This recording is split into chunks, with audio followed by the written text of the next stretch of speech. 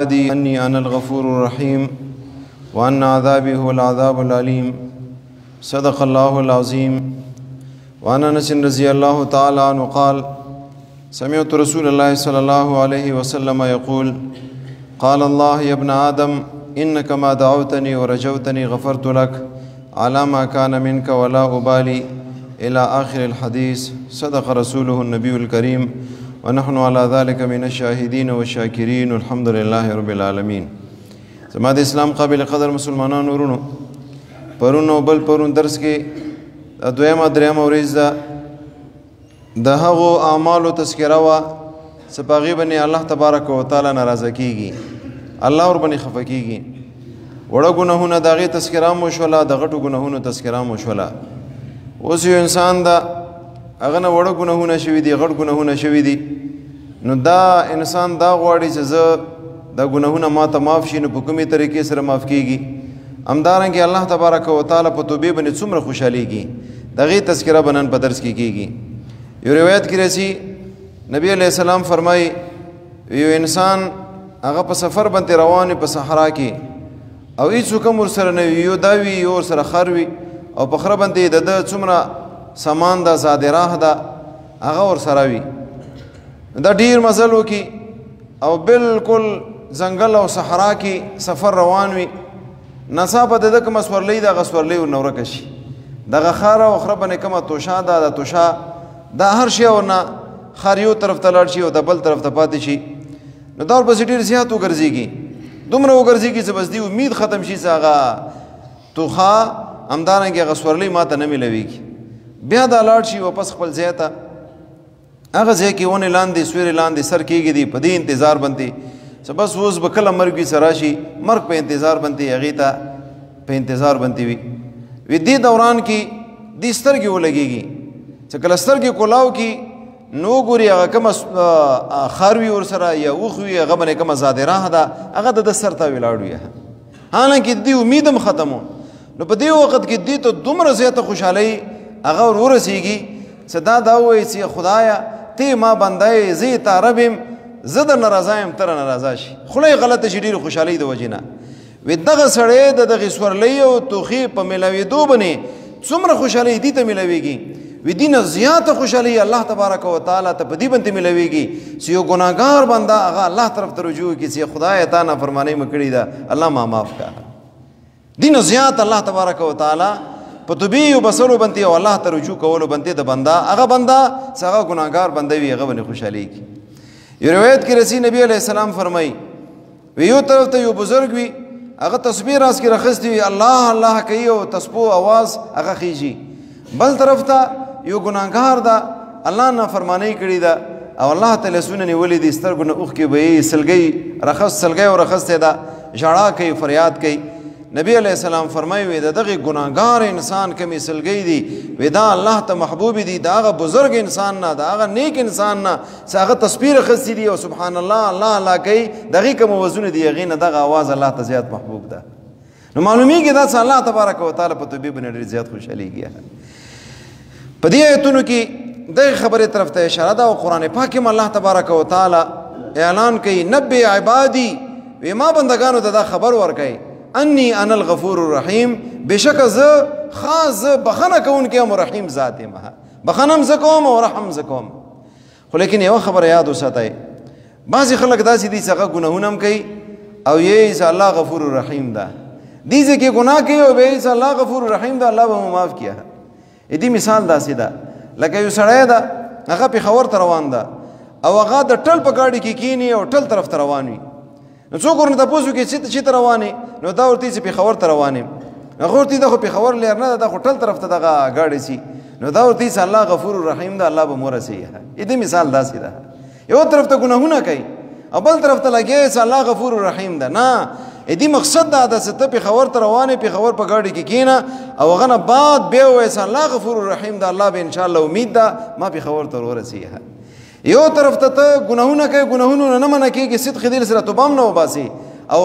امید ساتي دغه چې الله غفور الرحیم ذات. دې مثال داسې ده لکه ته روان یې جهنم ته او یې دا چې الله غفور الرحیم ده ما به جنت ته بوځي. نه، ته به جنت ولا لار اختیار کړې که په دې دوران کې یو طرف ته بل طرف ته ته کوږ راکوږ شولې الله ته بیا رجوع وکړه چې خدای ما نه لار خطا شوې ده ما په صحیح لارې باندې کې کومه خطا هیر نه شوې ده الله معاف کړه دې طریقې سره الله تبارک وتعالی ته جنت ور ورسوي انس سے روایت انس رضی الله تعالی عنہ دا د نبی علیہ السلام خادم خاص ولس کال د نبی علیہ السلام خدمت کړی دا هغه فرمایي سمعت رسول الله صلی الله علیه وسلم یقول ما نبی علیہ السلام نو ریدلی دی نبی علیہ السلام فرمایل قال الله حدیث قدسی دا وی الله فرمایلی دی یا ابن آدم اے د آدم بچیا انک ما دعوتنی ورجوتنی څو پرې چې ته ما ته بلنه کوي او څو پرې چې ته ما نه امید ساتي د بخنې غفرت لك على ما كان منك وې زه به تا ته بخنه کوم چې په کوم عمل کې هم دی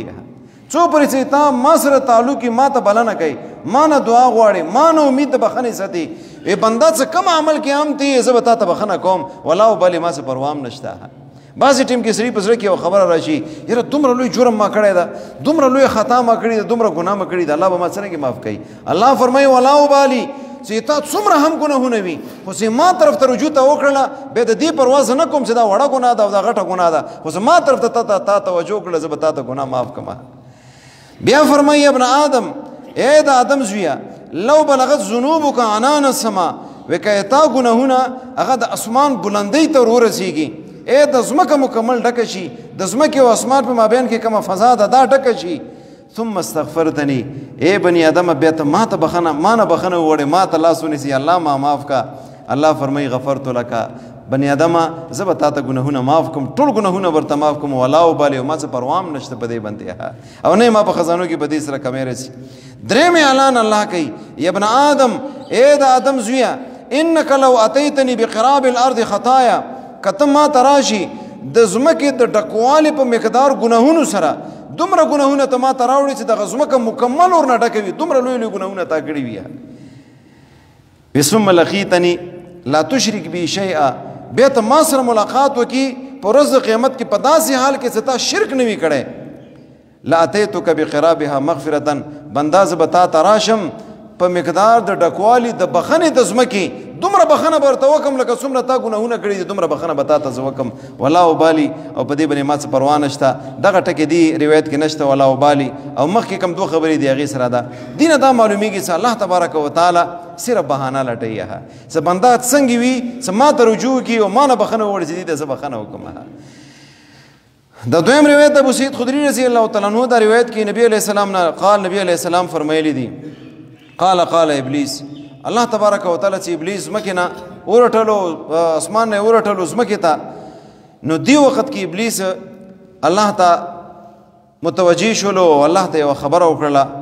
قال ابلیس وعزتك یا خدای ما دې ته په عزت باندې قسمی اڅو قسم خوري ابلیس الله ته قسم خوري وعزتك ربا ما دې ته په عزت باندې قسمی لا ابرح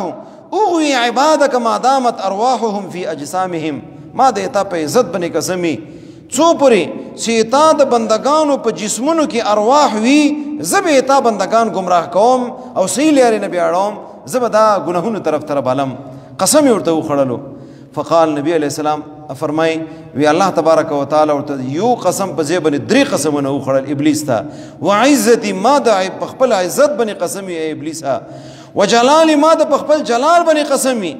لا ازال اغفر لهم زبا همیشه خپل بنده ته ګناهونه معاف کوم مستغفرون سو پر زغه مانه بخنه غواړي تی گمراه کوا تی غلط لارو تر بالا تی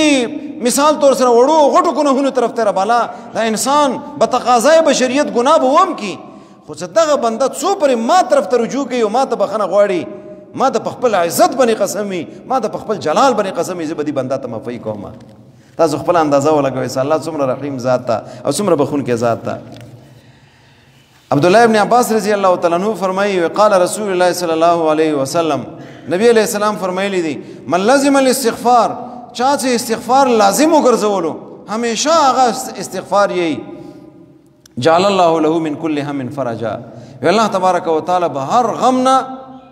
کشادګي ورته ور نصیب کی مشکل راشي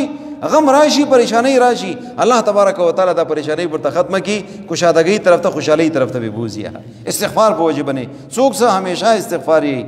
ومن كل ضيق مخرجا په هر تنگسیا کې به د وتو لار ورته وبسي یو تاسو مشکل معاملې کې گیر شولو چې د وتو لار نشته خو لیکن دی عادت د عادت دا روزانه 100 کرتا 200 کرتا 300 کرتا زر کرتا استغفار استغفر الله استغفر الله استغفر الله دا د عادت مبارکه وي ویسه کله دا داسي د دې عادت وي څه کومه تنګستیان په دې باندې راشي زبر د تنګستیان د وتور ته خستا لیارې برابر کم هغه تنګستیان به وزي دویق نه بوزي ورزقه من حيث لا يحتسب او دې استغفار په وجه باندې بزد ترزق ورکوم داسې زیانه چې دی وهم ګمان به هم نه وي یو طرف ته دې استغفار سره الله مې رباني ګوره ما او ته ګناهونه معاف کړي بل طرف ته الله تبارک وتعالى درې نعمت په استغفار باندې کوي وکه پریشانی غم در تراغللو غم په بدل کې به خوشحالي درکم که تنګستیا در باندې راغله داسې مشکل کې گیر شولې چې وتو لار نشته الله فرمایي د استغفار په وجه باندې عزت آتا د وتو لار مو بسم او دریم دا د رزق ورته داسې زیان در کوم چې تا وهم ګمان به هم نه وي یو طرف ته ګناهونه معاف کېدل او بل طرف ته د غدرې نعمت الله تبارک وتعالى بنده ته نصیب کړي عبد الله ابن بصر رضی الله تعالی عنہ فرمایي سمعت النبي صلی الله علیه وسلم ما نبی علیہ السلام نو اوریدلی دي یقول فرمایلی طوبى لمن وجد في صحيفته استغفار كثير یو خوشحالي د هغه انسان د پاره چې په ورځ د قیامت کې هغه خپل عمل نامه وګوري دغه عمل نامې کې ډیر استغفار لیکلی وي په تاسې سړی د خوشحالي وي په ورځ د قیامت کې بیا به دغه سړی پریشان کیږي نه چې هغه په عمل نامې کې استغفار زیات وي اشاره د دې خبره طرف ته انسان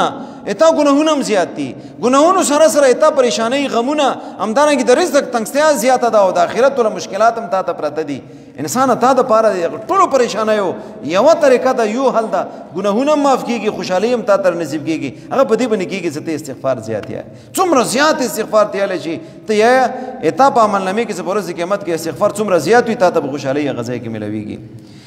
زبیر رضی الله تعالی عنہ روایت فرمایي ان رسول الله صلی الله علیه وسلم قال من احب ان تسره صحيفته فليكثر فيها من الاستغفار څوک صدا خو غي چې په ورځ قیامت کې ما ته کوم عمل نامه ملويږي هغه عمل نامه ما خوشحال کی هغه عمل نامه په وجه باندې ما ته خوشحالي ملاوي شي څوک صدا خبره خو غي فليكثر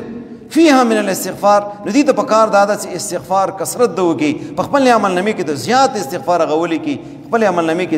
زیات استغفار ځان ته ولي کی امي اسماء عويسيه رضي الله تعالى عنها هغه فرمای قال رسول الله صلى الله عليه وسلم ما من مسلم يعمل ذنبا نبی علیہ السلام فرمایي کوم بنده څه ګناه وکي وړه ګناه وکي غټه ګناه وکي الا وقف الملك کوم ملائکه دا په کس لاس باندې سدي بد اعمال لیکي ودا ایثار شي 3 ساعات 3 غړی 3 ساعت دا انتظار ورته وکي چې کې دیشي توبه وبسي کې دیشي توبه وبسي کې دیشي توبه وبسي فین استغفر من ذنبه وکدي ګناه وکړه بخنه وختره خپل ګناه نه لم يكتب عليه ودغه ملائکه به دغه ګناه نه لیکي ولم يعذبه الله يوم القيامه او نه پرز قیامت کې الله تبارک وتعالى دته په دې ګناه باندې عذاب ورکړي دام د الله مهرباني او نیکي څه تو کې دې کې انتظار نشته فورن کې کرامن کاتبین کوم دی غلیک او ګناه د څوک لته ته انتظار کیږي خوش قسمت دا غي انسان د بتقاضي بشریت غینه ګناه کیږي ګناه در نو شول فورن الله ته رجوع شه استغفار او صدق در سره توبه وبسا اته په عمل نامه کې دا ګناه به نه لیکل کیږي اخیره روایت تا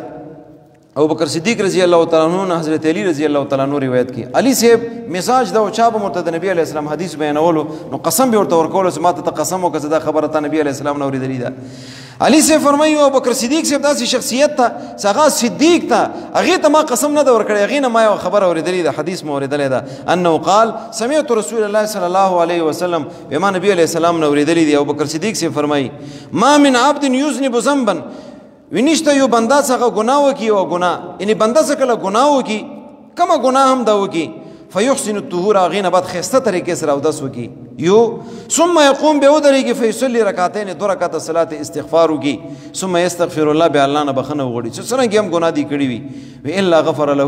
وی الله تبارک وتعالى بدی ته دغه ګناه معاف کی او په استشهاد کی به دغه آیات ابو بکر صدیق سے بول استلو نبی علیہ السلام بول استلو والذین اذا فعلوا فاحشه او ظلموا انفسهم مؤمنان هغه خلق دي ساغوی څکله بدکارو کی بدکاری ورنه وشي یا خپل ځان باندې ظلم وکي وړه ګناه وکي غټه ګناه وکي ذکر الله به دی وخت کې ورته الله تعالی یاد شي الله تعالی وعید ورته یاد شي الله عظمت ورته یاد شي فاستغفروا لذنوبهم بغ الله تعالی نه د خپل ګناهونو بخنه وغړي نو څوک داسې د الله نه ما سوا څنګه ګناهونه معاف کوي الله ګناهونه معاف کوون کړه الله به دې ګناهونه معاف کوي نو کم انسان نه ګناهونه شوي دي نو هغه ته پکار داده څه 2 رکعات صلات استغفار کوي دي صلات استغفار سره الله تبارک وتعالى هغه ته ګناه معاف کوي او اخیری یو ذکر دا د بلال ابن یسار رضی الله تعالی عنہ روایت ته ما تخپل پار روایت کړی دا غي چې ما تخپل نکره روایت کړی دا هغه نبی علیہ السلام نو ورېدلی دي فرمایل من قال چا څه دا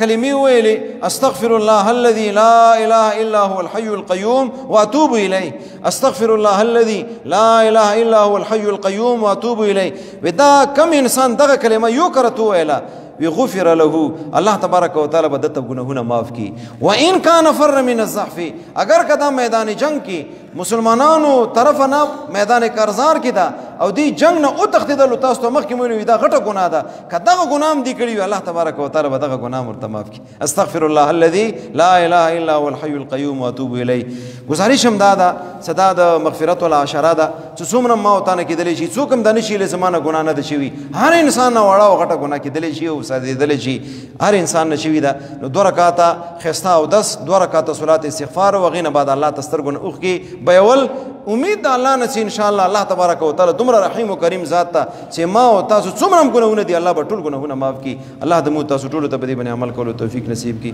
اخلاص سره دعا وکړئ الله څه سمویلو ته قبول او منظور کی په دې باندې عمل کولو توفیق نصیب کی لوی خدای ته تم جولینی ولیدي الله مت گناهونه معاف کی صغیره او کبیره گناهونه معاف کی مولدینو ته گناهونه معاف کی محقدارانو ته گناهونه معاف کی امت رسول الله صلی الله علیه وسلم ته گناهونه معاف کی الله یوازې دانا سمون ته گناهونه معاف کی الله غ گناهونه ته په حسناتو باندې بدل کی ما بقیه زندگی الله اطاعت حکمونو او د نبی علیہ السلام د طریقو مطابق ترولو توفیق نصیب کی حلیف ګل چې هغه اکسیډنٹ کړی دا بیمار د دعا ورته وکي الله تور ته صحت نصیب کی بیماری ورته په صحت باندې بدل کی څونه بیماران دي چې ته کې بیماران دي څنګه بیماران دي ټول ته صحتونه نصیب کی پریشان حال او پریشانی ختم کی الله مو ټول ناراضي شي او فید امر الى الله ان الله بصير بالعباد